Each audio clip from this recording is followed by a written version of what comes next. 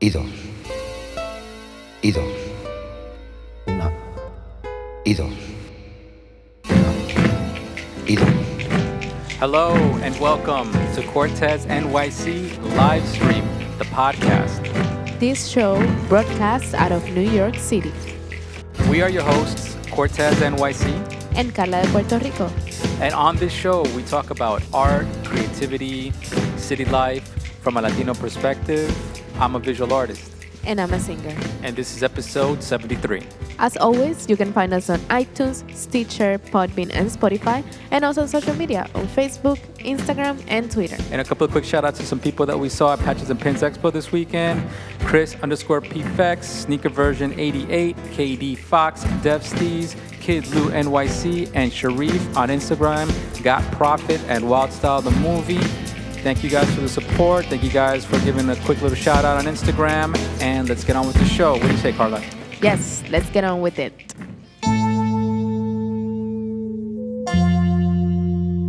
Oh, yeah.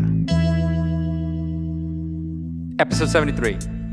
73, 7, and 3, and 7. Why did I start that? All right. This is the after the Patches and Pins Expo show. All right. The expo was great. I had a great time. Good turnout as always. Big shout out to Ricky Flores at Patches and Pins Expo. Another great turnout. Always very hospitable. Always very accommodating. Also, quick shout out to Graffiti Pins, DJ Corrupt. He came by. Yeah. Said what's up, and then I gotta give a big shout out to Ryan at Stickerfied for helping me out with the stickers, putting the stickers together, making sure that they got out on time. Yeah, they came out great. Yeah, the stickers were awesome. They were a big hit. People liked them a lot. So thank you for that, Ryan. This episode on the Art Talk, I wanted to talk about my stickers and the process of putting these together. For some of you that know or might not know, I am on my second series of stickers. This time around, my series of stickers, series 2, is a 6-pack. Mm-hmm. And these are laminated stickers. They're about hand size, I guess. They're about the size of your hand. Some are a little bit mini. Bigger.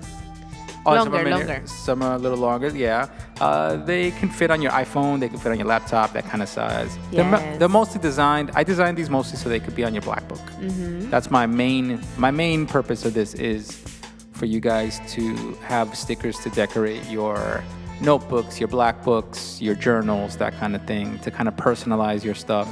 If you have maybe equipment in the house, maybe a computer, or maybe speakers or something, or you put it on that, your file cabinets, that kind of thing.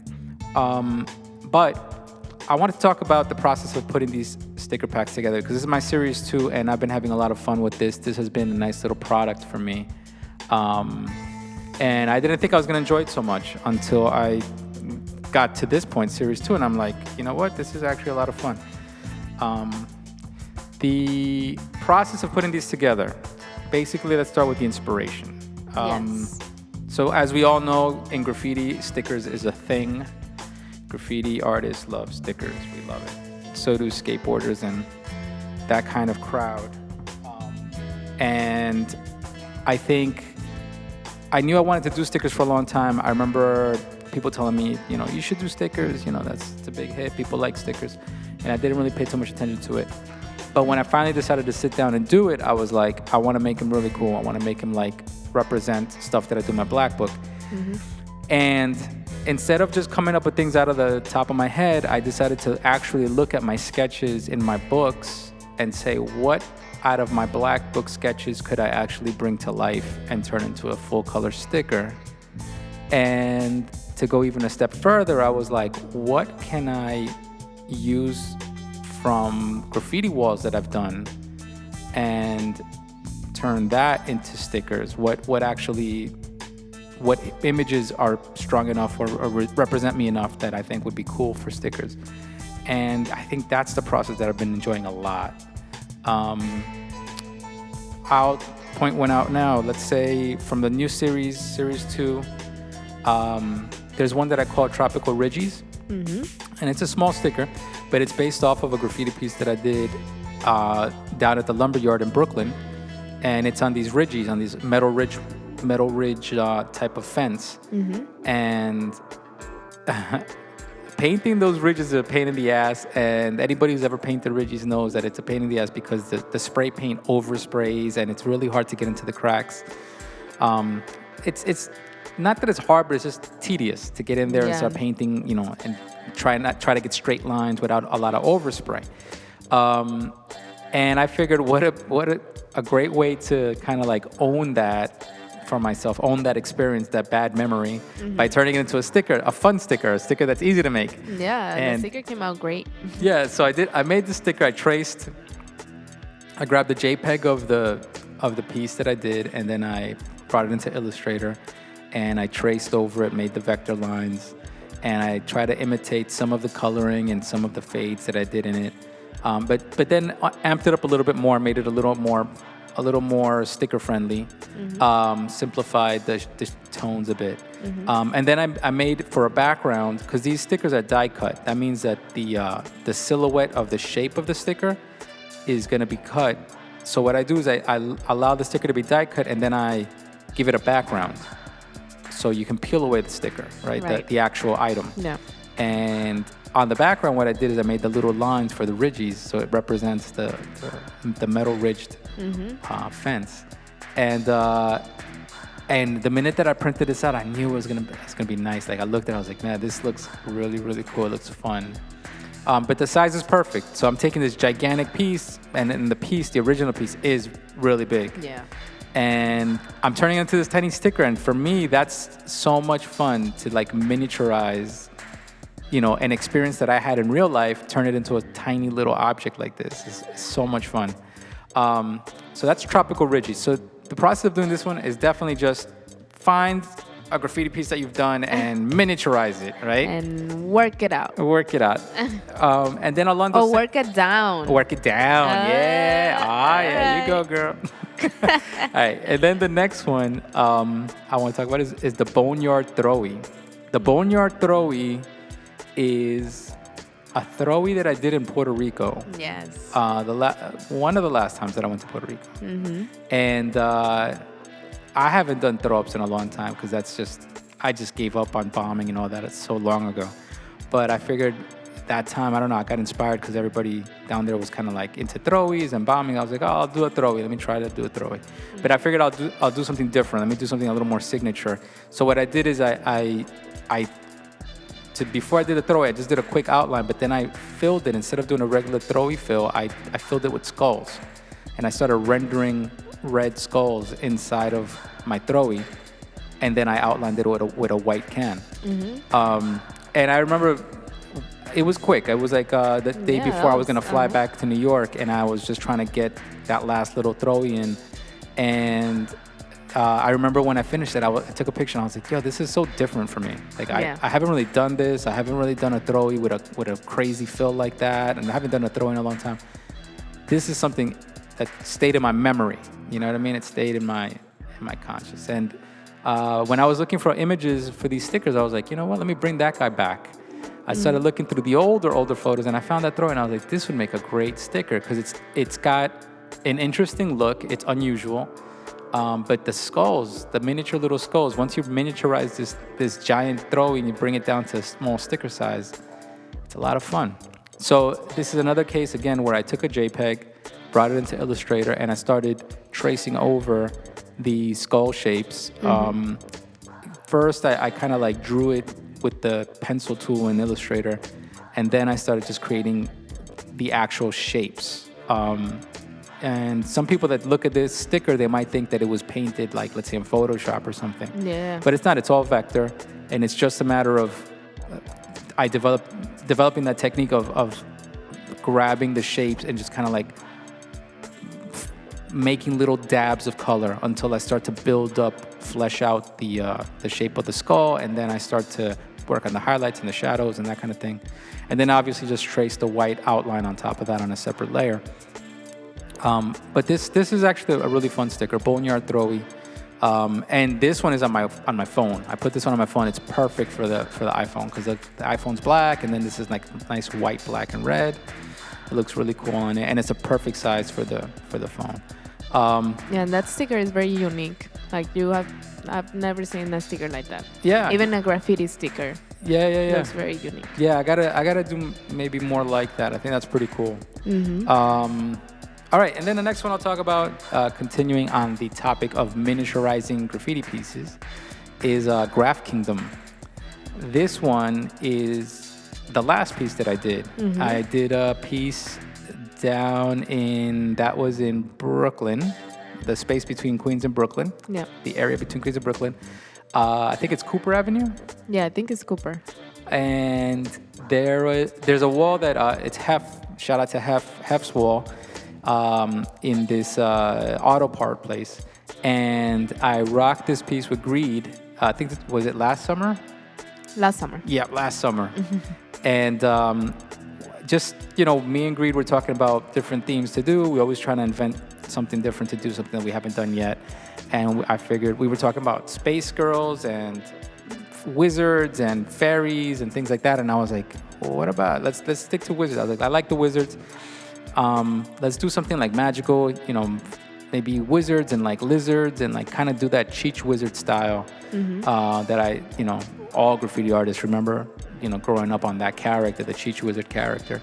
And I figured, let me just do it my own way in my own style. So I did a character of a wizard with long gray hair, with a hoodie on, and he's got the Cheech wizard hood on, but he's got like little stars on him. And then I made my own lizard character, and then I did my graffiti piece with stars and swirls and funky colors and little mushrooms in the bottom. And Greed's piece actually came out really cool. He did a two-kind. He wrote two-kind instead of Greed. And he did like a crystal ball. And then I did the fairy character above his piece. Yeah. That looks like you. Yeah. And I had done a wizard with a black book. And that wall came out really good. I had a really good feeling about it when we were done, that it was going to be something nice. And it looks great. I've seen a lot of people repost the pictures. Yeah. And I figured this one would be great for a sticker. So I took that one. Again, I brought it into Illustrator, and I started tracing the graffiti piece and simplifying the tones and everything.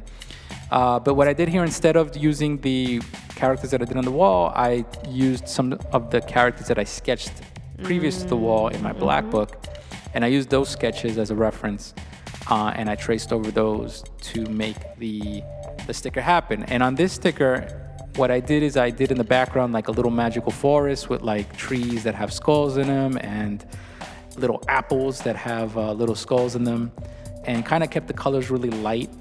I outlined the piece, instead of doing it in black, I outlined the piece in a light purple, and the characters, I outlined them in light tones of their character colors. So the lizards have light green outline, and the wizard has like a light brown outline, just to kind of keep the colors really bright. Especially for these little stickers, it's nice to keep the colors bright, because that way they pop and they look fun. This sticker reminds me, the Graph Kingdom sticker reminds me almost like of a pack of bubble gum or something like that. It's like very bright and fun, and it's very it's childish. It's like very childlike. It's happy. Yeah. But it's graffiti. It comes off of a graffiti piece. And if anybody's seen this wall in real life, like we got to take a picture down there. We got to go down there and take a picture. But the walls are so big. You see these gigantic. walls. Yeah, these walls are humongous. And then you have this little sticker in your hand, a little version of it. It's nice to have a little piece of the wall in your hand, a little inspiration. But again, this sticker is die cut. So the silhouette of the graffiti piece with the two lizards and the wizard, the sticker's cut around that, and then the background of the forest stays behind when you peel off the sticker. But this one's really cool. Yeah, that one is really nice as well. Next up, Carla. Which one? Let's talk about the SpaceX one. Oh, that one is cool. Space Girl. That one was popular in the convention. Yeah, people like this one. So the SpaceX, and shout out to Dr. Greedy. He gave me the idea of calling it SpaceX, but using the A3 for the in the word space. Use the word A3, kind of like a little visual type twister there. But it's cool, SpaceX. So this inspiration came from that time that we were thinking about what to paint on the walls, and I started sketching out. First, we thought we were gonna do space girls and a space theme. So I was like, oh, it'd be cool to do girls with like little afros and big poofy hair inside of their space helmets. And then to make, I was like, because I'm a big fan of the whole SpaceX movement, the independent space program that's happening now. And I was like, it'd be kind of cool to commemorate that. So I started sketching these space girls. And also Dr. Greedy had sent me an image of, I think it was I don't know if she's a professional model, but it's somebody that he knows, this girl that he knows that models. And she had done some space cosplay looking poses. And he sent me an image of it. So I kind of used that as reference. And I sketched a bunch of those, and then at the last minute, since like I said, we switched over to doing wizards, I never got to use the Space Girl concept, but I still loved it. So I figured, you know what? Let me ink it, let me take a look at it, and then I'll see if I use it for a sticker. And boom, bap, did it for a sticker. And it was a lot of fun to retrace it in Illustrator.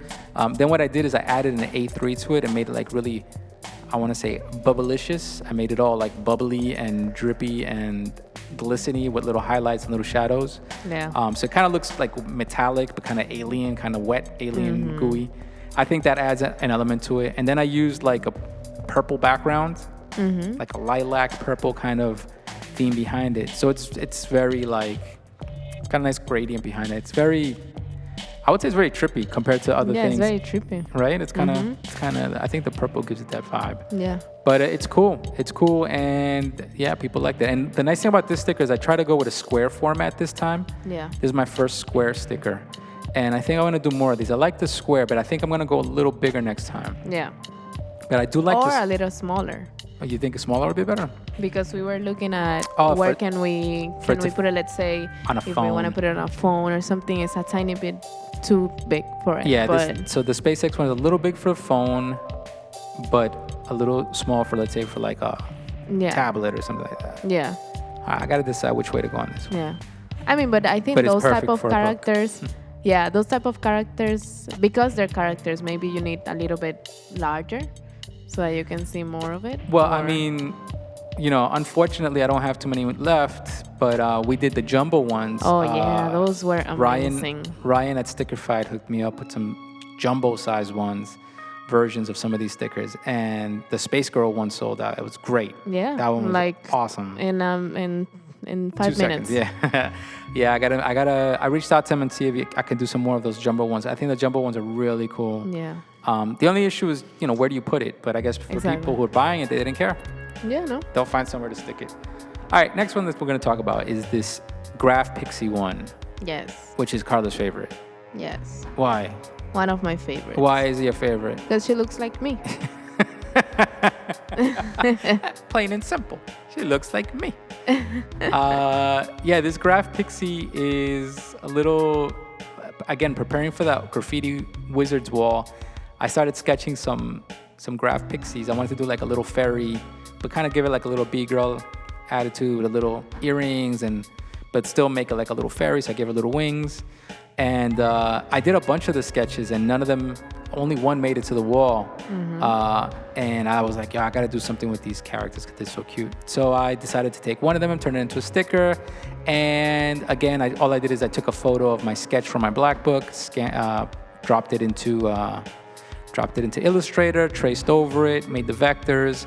I kind of drew in more like sneakers for her. I gave her little Air Jordans and little shorts and a little thong, little tank top, and then I gave her a background. I gave her like a graffiti background. I took one of my old pieces and put it behind it, so it looks like it's kind of like a artsy girl, And I put a Cortes in pink, Cortes tag in pink dripping behind her.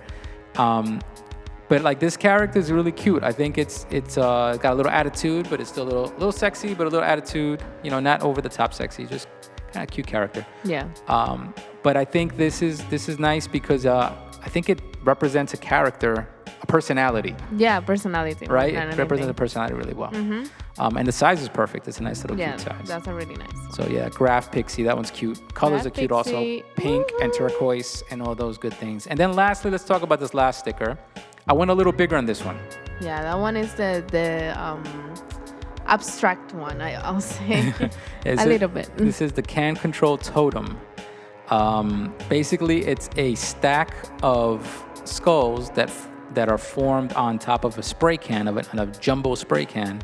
And the totem pole spray can has arms and it's holding up an A3, a big A and a big 3 graffiti pieces. And then I use these little circles that used to be, if anybody remembers the old Krylon cans, they used to have the little colored circles. I use those circles, a version of that, as a background for this sticker. And this idea came from a sketch that I did on my black book.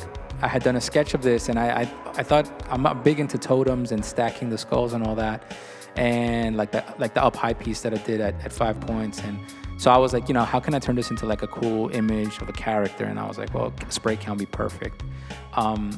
And when I came around to doing the stickers, I was like, let me give this a try. It'd be a nice challenge.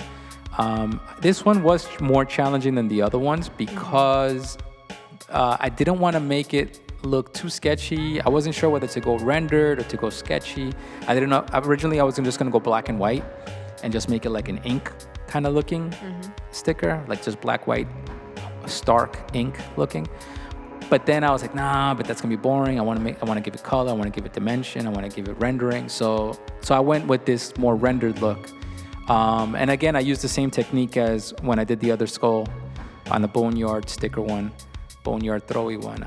I kind of like in vector shapes. I just started creating little blob shapes, kind of fleshing out the skull shapes, the highlights and the shadows. But it was more challenging. This one definitely was more challenging. I had to draw it probably twice, 3 times to kind of get it to feel right, because it was getting a little stiff, and then I wanted to make it a little looser, and then I was kind of going back and forth. It looks kind of like painted, as if the sticker was hand brushed or something like that. Yeah, I think the end result came off more painterly. Yeah. And that's good. I think that I did want that. Yeah, it makes it look different. It doesn't look like other regular stickers as well. Yeah. And I think the size, I definitely want to go a little bigger because I want to represent the little details and all that. But the size of it, I think the sticker's a nice size. It's too big for a phone, definitely. But it's definitely a good size for black books. Laptops, yeah, it fits for that size. And then on the background of the colors, I use like a teal gradient, like an aqua to teal gradient, just to kind of give it pop color. That's another thing. I didn't want to make it, my original sketch, I was very dark and gloomy, and I didn't want to make it too gloomy, especially for a sticker. I wanted to keep it fun. I think my sticker series, they should all kind of feel fun. They should feel like candy, I think that's what makes them special. Another thing about these stickers, the series 2, my series 1 stickers, I did some of them laminated and some of them not laminated. And I learned quickly that the laminated ones last longer than the unlaminated ones. Yeah. And that was a shame. I didn't learn that before. I didn't know that before. But this time around, I made my whole series. The new series is completely laminated, all of them. And that definitely means that they'll last longer. They won't rub off as easy from wear and tear. So that's a better thing. And it gives a little more weight. Yeah. When you hold the sticker in your hand, it's a little heavier. It gives a little more dimension. When you peel the sticker off and put it on something, you can feel the edge of the sticker on whatever you put it on. So it gives it a little more texture, a little more weight to it. But this sticker series, is great. You guys check it out. We're gonna make it go live on the store. Big Cartel. Yeah, on the Big Cartel. So it's cortesnyc.bigcartel.com. We're gonna make it go live this week. Yeah. So that you guys can pick yours up. We're gonna be selling them by the pack, and we're also gonna be selling them individually. At least for a while. Eventually, we'll just turn it into a pack. Yeah.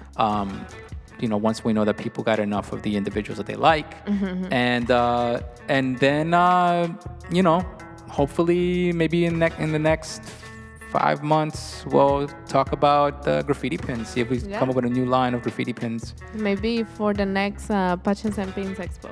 Possibly. Yeah, I mean, it was a really good turnout. Also, I was selling pins, and people were buying pins, still buying the... which ones really sold well? The Tricolor. Tricolor, yeah. Piggy Tricolor, Patrol. Which is, and the Piggy Patrol sold well. And also the Metal Bomber. Yeah. So almost all of them. Almost all of them, yeah.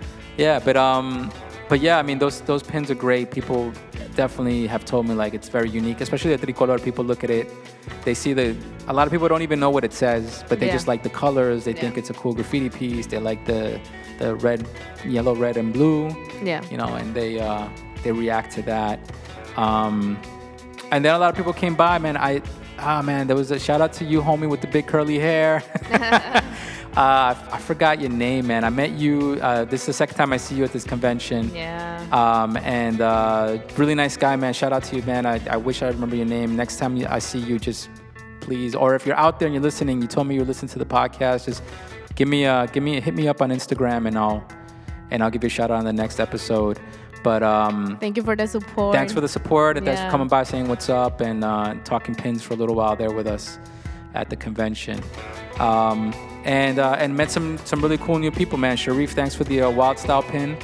He gave me Sharif at God Profit, came by, said what's up. We talked for a little bit, and we've been kind of on each other's Instagram for a while, and he hooked me up with a Wild Style pin from the movie Wild Style, and that's really cool. I have it on my jacket. The colors are perfect on my camo jacket. So shout out to you. Shout out to Kid Lou. Saw you. Good luck with coming out with your pin series. And Carla, I hope you enjoyed it. Yeah, it was great. Yeah. All right, cool. Peace.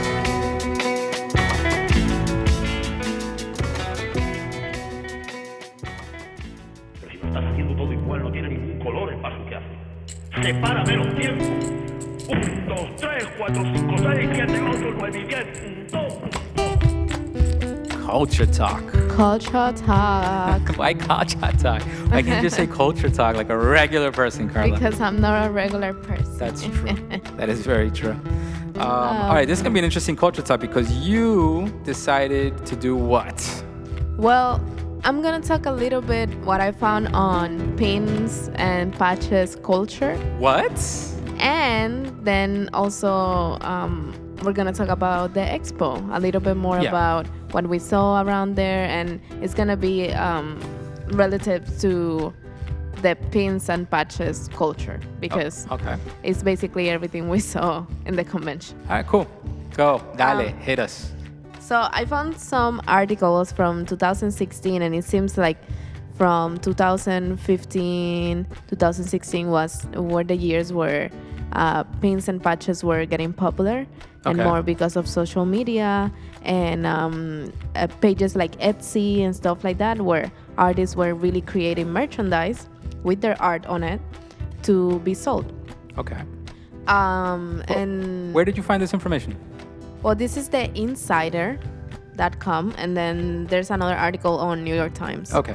Yeah. So from the article on the Insider, it says that as part of its look at 2017 trends, Pinterest found that searches for flare have increased 800%. Flare.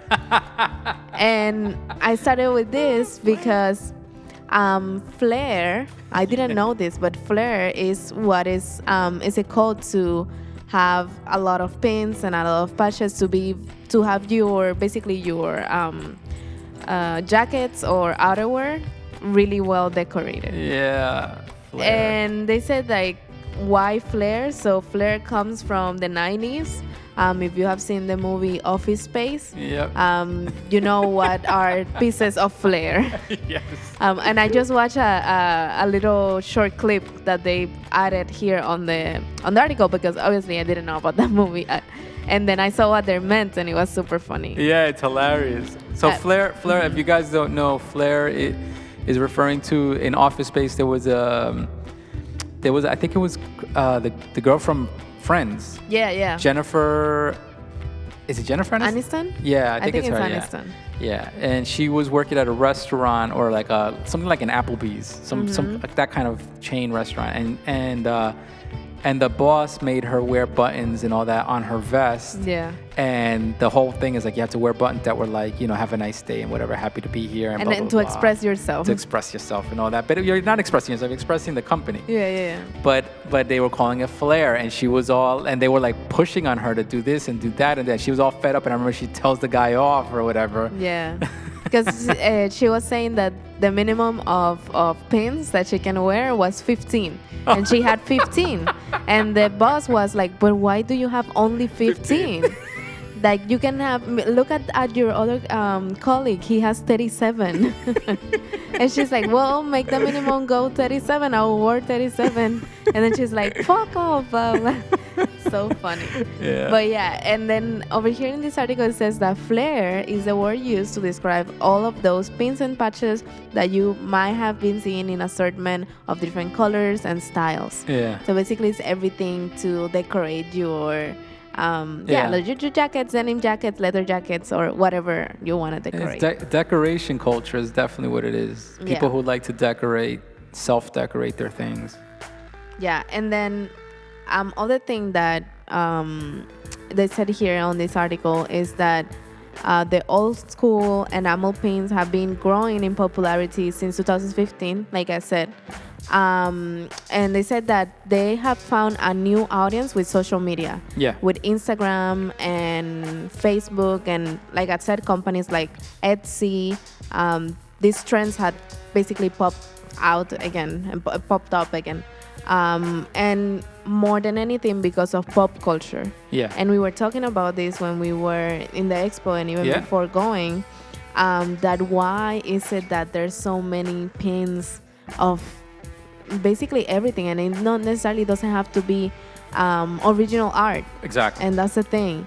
Yeah, The pins that are popular and the patches that are popular are based on movies, based on celebrities. Yeah, pop culture reference. Yeah, I mean, it's always been like that.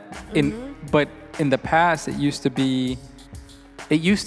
So, I mean, me being a kid that I grew up in the '80s, you know, it used to be that you would have a pin. Let's say you went to the corner store and they were selling pins and things like that, or if you went to I don't know, a concert or something, they had pins at the concert. Let's say if you went to see like a really odd group, like let's say Menudo from Puerto Rico, or if you were in the United States and you went to see, let's say, New Kids on the Block, or some odd thing like that, right?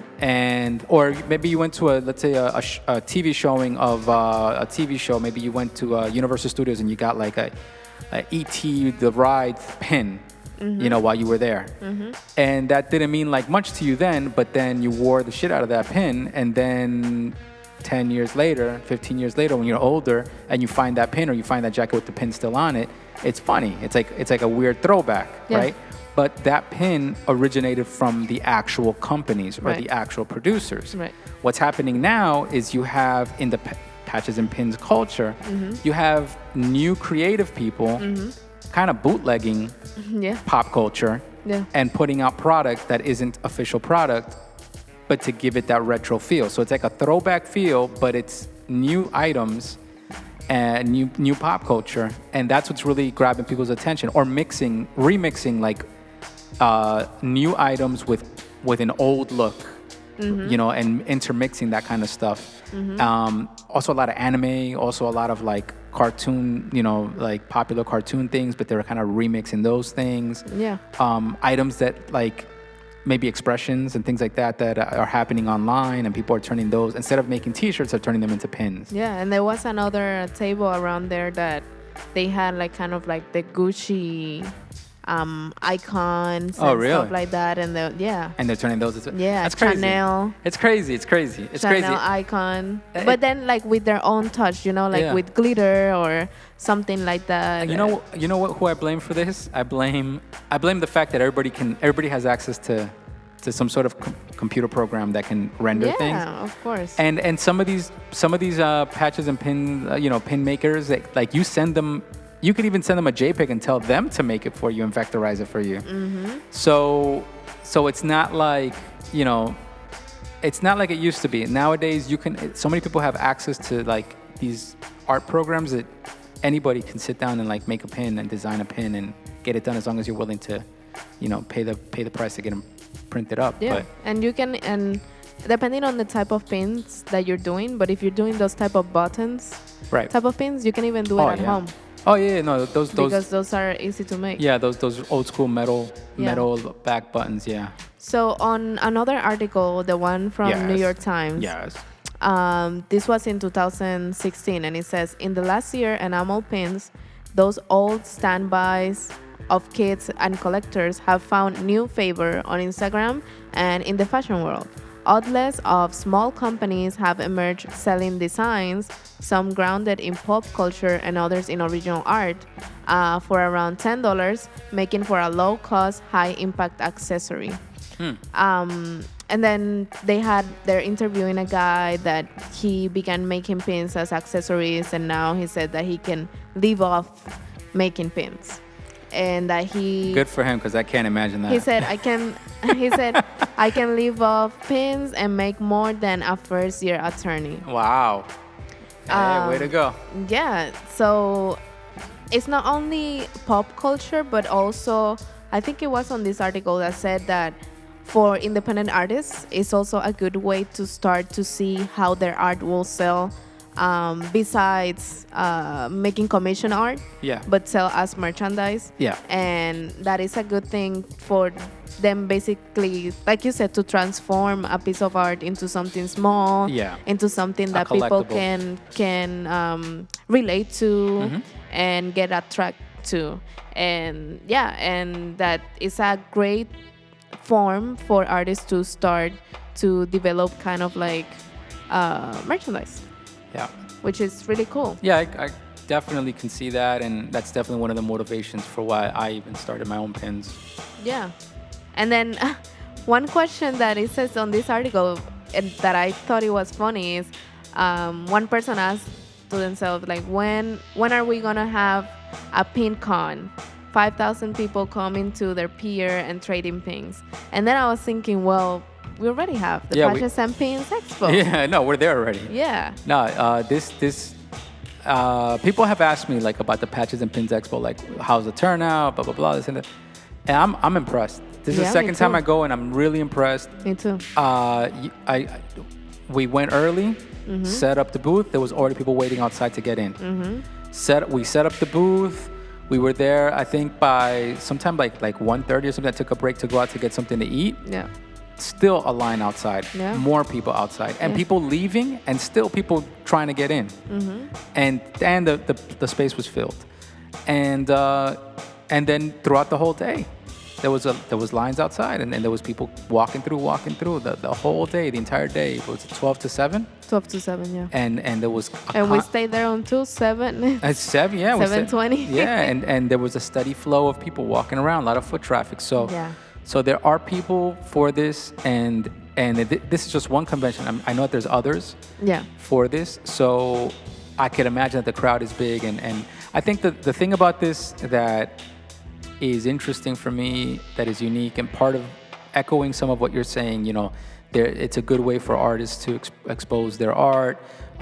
Yes, there are some people that are doing it. You can see it in the convention. There's some people that are doing it for their original art, to express their own art. And there are some people who are just doing it for the pop culture reference, to get sales, to get likes, to get people to shout out their company. Yeah, right? and basically just to sell. Just to sell something. Because to sell something, exactly. Right, because they really don't, they'll make a patch, they'll make a pin, they'll make whatever you want. Yeah.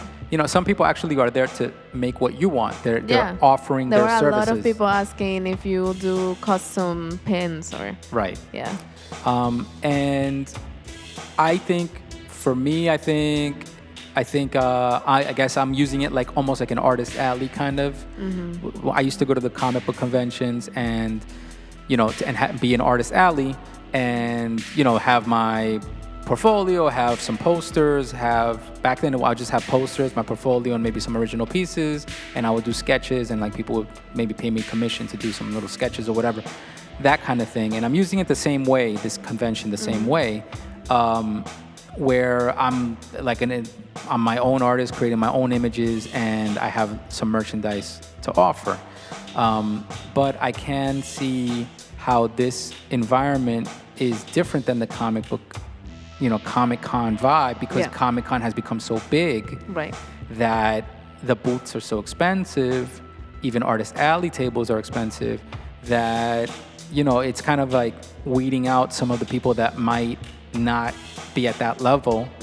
And you're competing with, in a Comic-Con, you're competing with video games and movies and now comic for books and everything. Comic-Con, you even have to send basically like a resume and portfolio in order for you to get a table. Yeah, I mean, you always did. It's a formality, but it's really the price. It's the price of the tables that it's so pricey. And I think the fact that you get lost in this world with everything else. People are there to see now. People that go to Comic-Con, they want to see the cosplayers. They want to see the video games. They want to see the celebrities. They want to see the celebrities. They want to see the movies.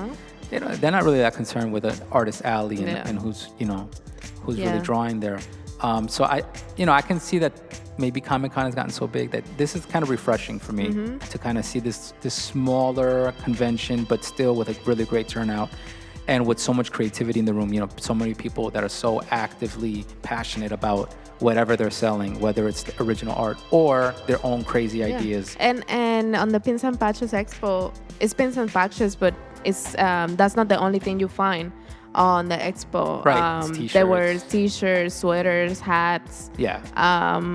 Basically anything that had to do with accessories, I'll say. Accessories or clothing. And what we were talking about that when we were sitting there. We were looking at people, and the Patches and Pins Expo, so Comic-Con has the cosplayers, the people that dress up in costumes. That's the new, not new, but it's the more recent, like that's it. Like that's you're what going to Comic-Con, you have to dress up, right? That's the new thing. That's not the new thing, but somewhat new. In Patches and Pin Expo, the thing is, wear your freaking denim jacket with all the freaking pins and patches all over it. That's the time you have to show up. With all your flair. You see these people walking around, and it's like they are the cosplayers. They have pins and patches from head to toe, and they love it, and they're showing off their latest purchases, and they're it's like you start to recognize the pins that they're wearing. You can see the pins that you've seen around on the floor.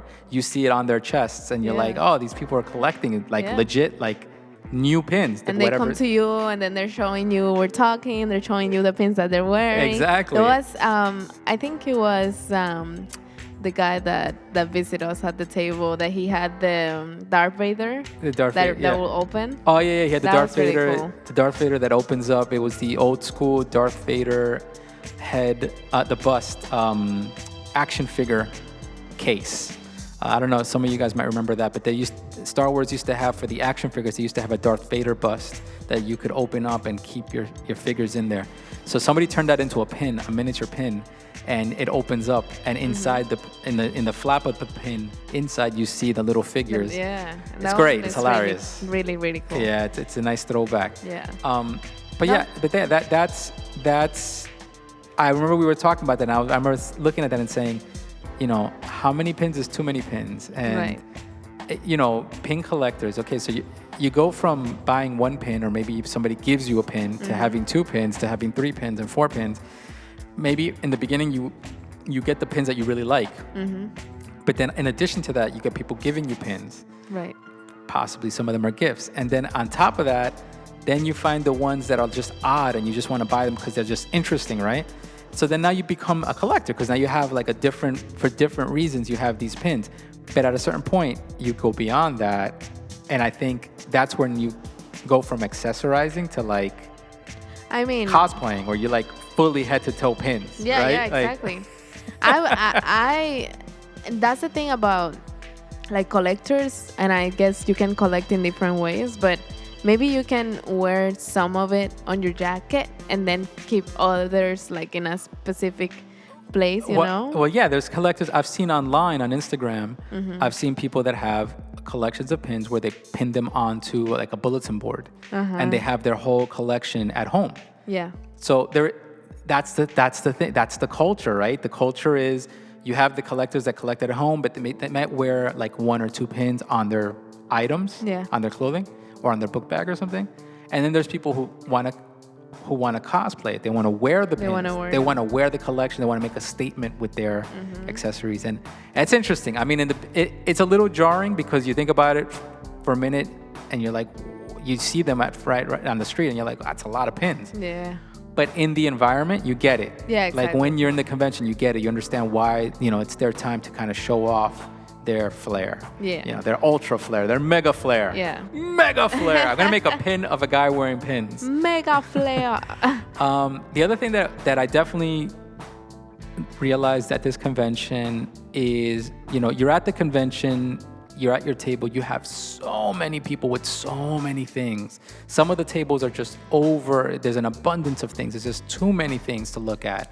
And I could tell, like, people who walk these conventions, the pin conventions, they are people who are very detail oriented. They are meticulous. They like to look at the details. They like to really browse and look and see what's going on. And I guess it's just part of their nature. They're into the small little accessories, so they like to look carefully. But your items can get lost in there's so many things that are out there, and even at your own table, you got so many things on your table, items can get lost. The good things about the pin culture on Instagram is that Instagram brings them to life. Like, you can go to if you walk the floor, you get business cards. When you go to their Instagram page for the people that are vending, and you see their pins and you see them highlighted, You can really see the details. You really see the details, on the pins. Like, it's definitely something that the Instagram boosts the visual appeal of your pins. Right, yeah. Because you get a real close-up and you get that nice quality photo, and it's in perfect lighting, obviously, and it really helps. I think there is a fusion between the coincidence or the synergy between Instagram, the timing of Instagram, and this whole pin culture and that kind of thing. Because you're enlarging something that's so tiny. Exactly. Yeah. So it's kind of like weird. You're taking a graffiti piece, you're turning it into a pin, but then you're taking the pin and enlarging it on Instagram. See? So you can see the details. You see? Yeah, it's universal. That's how it works. No, but the Patches and Pins Expo was definitely awesome. We had a great time. And everybody was super nice and open, and maybe we'll do it next year. Well, it will be this year. Yeah, in a few months. A few more months till the next one.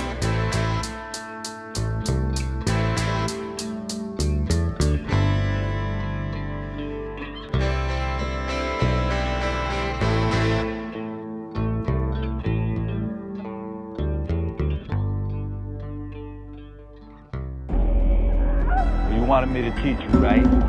This is street reality. Hablando español, Carla. Do you have some Spanish for me? And I have the one word that I really need to know. Okay, let's start with that one word that you really need to know. Is it on your list as well? Maybe, yeah. Okay, how do you say flare? Was not on your list. You don't know what flare is in Spanish.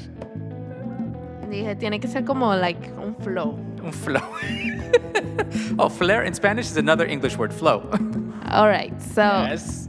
over here, Yes, over here. it says on the translators, Yeah. The translators. instinto, which that's weird.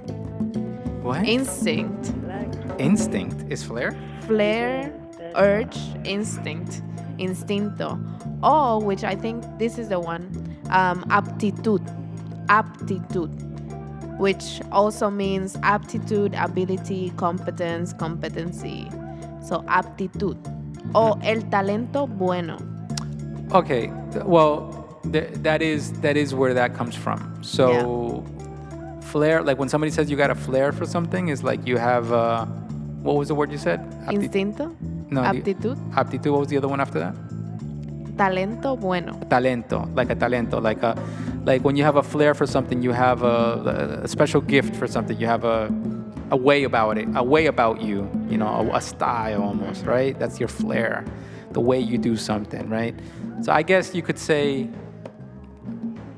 aptitud. Aptitud. Maybe aptitud. It's an unusual word for Spanish, but okay. Yeah. Aptitud. So what was your next word? How do you say exposition? Ah, that's interesting. Well, I don't know if people use exposición. I'm sure that's not even a proper usage of that word or even a word. Yes, that's the word. Exposición? Exposición. I was going to say convención. When people talk about an exposition, It's different. they talk about a Because convention, no? Yeah, but the thing is that in Convección. English, Yeah. for example, the Patches and Pins Expo, more than an expo, is a convention. So it should be the Patches and Pins convention. But when you say, at least in Spanish, when you say convention, it's like a group of vendors or artists that they're showing something. But when you say exposition or exposición, it's for something specific of like the art exposition. Una exposición de arte.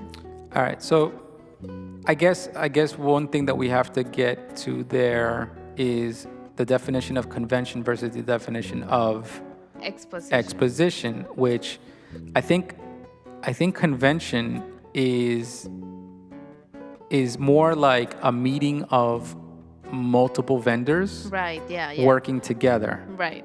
While an exposition or an expo is just people presenting to the public. Exactly, yeah. So a convention would be... In Spanish, we use both words, but convention is specifically for when different vendors get together in a place to sell or to show or exchange trade. Yeah, to trade and exchange with each other. Yeah. But then an exposition is specifically for an artist that is showing their work. And an expo or exposition is for the vendors or the artists to present their work to the public, out to the open. Right. Meaning for people to purchase off them. Maybe. No, because a convention, you're not really selling to the public. A convention... Just for the people that goes. They're not selling anything. You're attending and you're meeting, but you're not actually exchanging money. When I go to a convention, like let's say that in the fashion industry, Yeah. I'm not going to buy anything. There's no selling of anything. We can make a deal and maybe talk about, something like a project together, or maybe I might meet with my buyers and my salespeople, and they might talk about something for the future in inter-business kind of thing. But the public cannot just show up and buy a T-shirt from you. All right. But in an exposition, an That expo, makes sense. it's open to the public. You pay, you enter, and you can buy whatever you want. There was people selling cookies at this exposition, right? Yeah. Snacks for the 420. Okay, so retiro lo dicho. El Patches and Pins Expo, it is an expo. Okay, so exposición. Exposición. And convención. Got it. Let's move on. Got it. How do you say Yes. denim jacket? Oh, that's a good one. Well, first of all, I would say, I don't know the word for denim in Spanish. I just always say jeans. So I don't know the Spanish word for denim. Jacket is chaqueta, so it'd be chaqueta de jean. Bueno, en Puerto Rico Oh boy, here we go. le decimos ¿Qué le dicen a la chaqueta de denim? mahón al denim. Mahón. Mahón. Okay. So it would be like Chaqueta de de mahón. But on translator, it's saying chaqueta de mezclilla. Mezclilla. I've never heard mezclilla. I've heard mezclilla before, but I didn't remember that it was for denim. So chaqueta de mezclilla. Chaqueta de mezclilla. That's a good one, mezclilla. So mezclilla, I guess that's the fabric, the actual name of the fabric in Spanish. I had no idea Yeah. how to say denim in Spanish. Mezclilla. Mezclilla. Mezclilla. All right. Chaqueta de mezclilla. All you fashion people out there, all you fashion designers listening to us. I know I have a lot of fashion designers out there. In Spanish, denim is mezclilla. And how do you say Yes. leather jacket? Leather jacket, chaqueta de cuero. Okay. That one's easy. That one is easy. That one in Colombia, that was a big thing. Oh, Cuero, really? cuero was, leather goods are a big thing in Colombia. All right. Chaqueta de cuero. Do you have any other words? Yeah, what about pin? Pin. I think we talked about this before, and I think it was broche. That's the way we say it. Yeah. Broche. And then how do you say patch? or patches? Is it como un parche? Parche? Parche? Parche. Patches. All right, parche is patch. Yes. Very good, Carla. All right.